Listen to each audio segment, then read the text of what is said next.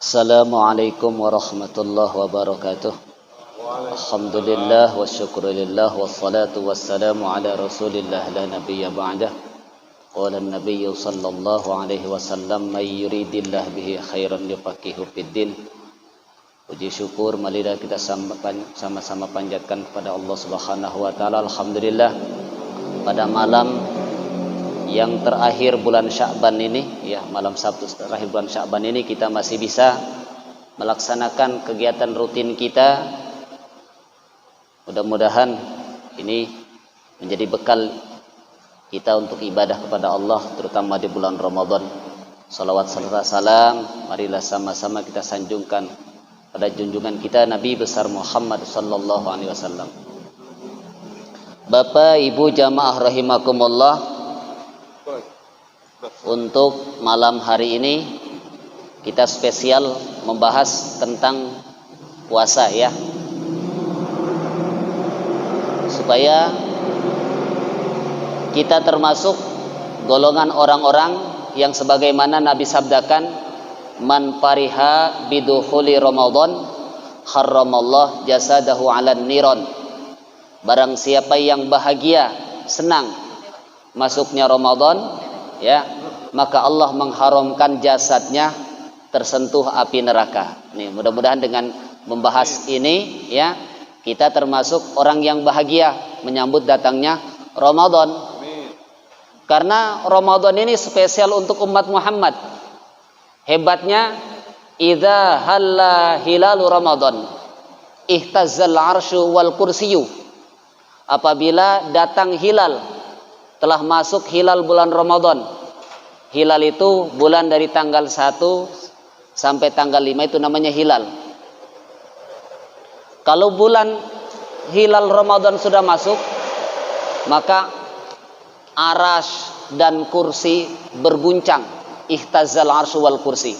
Padahal arasy ini makhluk Allah yang paling besar. Saking besarnya arasy, jika sekiranya 7 lapis langit dan 7 lapis bumi diletakkan di tengah-tengah arasy, itu hanyalah tak ubahnya seperti seekor kuman yang amat kecil berada di lapangan yang amat luas. Ini saking besarnya arasy, ya. Dan inilah makhluk, satu dari beberapa makhluk Allah yang tidak dibinasakan ketika kiamat, ya. Saat ini dipikul oleh 4 malaikat, nanti pada hari kiamat akan dipikul oleh 8 malaikat. Satu di antara makhluk Allah yang tidak dibinasakan ketika terjadi kiamat adalah arasy. Berguncang arasy, termasuk kursi itu berguncang, ya, singgasana Allah berguncang. Wastaghfarat lahumul malaikah.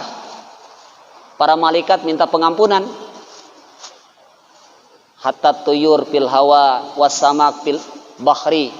Burung-burung yang ada di angkasa, ikan-ikan yang ada di lautan, wa kulli dzirihin, dan seluruh makhluk Allah yang bernyawa itu mereka istighfar lahumul malaikah, istighfarat lahum, mereka meminta pengampunan untuk umat Muhammad. Tadi arasy tadi berguncang menyebut tubali ummati Muhammadin, bahagia umat Muhammad menyambut kedatangan Ramadan, ya, sampai malaikat minta pengampunan, ikan-ikan, burung-burung, ya. Ini termasuk anugerah bagi umat Muhammad yang merasa bahagia dengan masuknya Ramadan. Maka tema ini kita khususkan, mudah-mudahan walaupun enggak tuntas, ini jadi bekal buat ibadah kita menjelang Ramadan. Imam Syafi'i radhiyallahu anhu, setiap bulan Ramadan, 1 bulan beliau menghatamkan Al-Quran 60 kali.